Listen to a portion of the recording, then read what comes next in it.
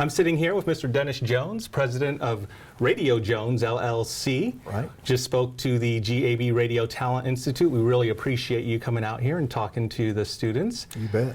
You've had such a long, storied career in radio, especially in the sales, advertising, ownership side. How has radio and sales changed over the years? Well, it's a good question, Joe, and it sure has changed, and it continues to change.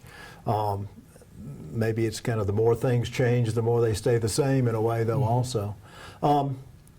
Gosh, you know, the fundamentals are really, I think, still very, very much the same as they were when I was in college and in my first couple of jobs.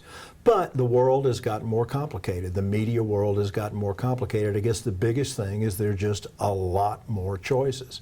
We used to do on a sales call, we would go into advertisers and we would take a copy of out of the newspaper of what's on television tonight. And it was a little square about that big, and it had like 3 or 4 entries in it.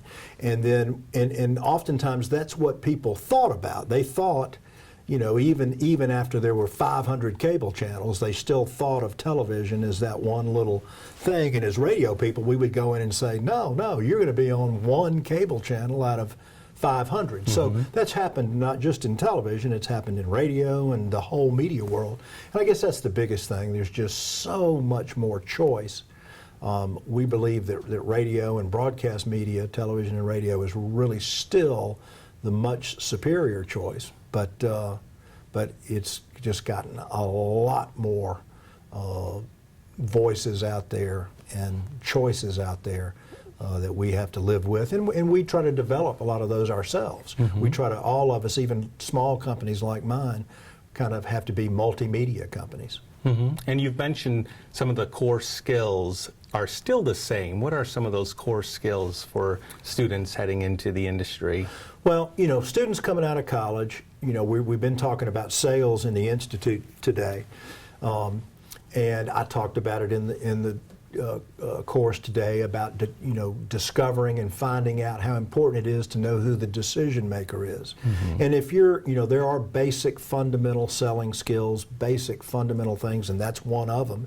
And as you come out of college and you're looking for your first job, knowing who can say yes or no to that job, who can really give you the job, knowing who the decision maker is a key fundamental skill and something that you need to learn to do. I mean, there's a bunch of them. I'm amazed at how, as I've gone through my career, everybody, including me, is often looking for that magic bullet, kind of the magic solution or whatever.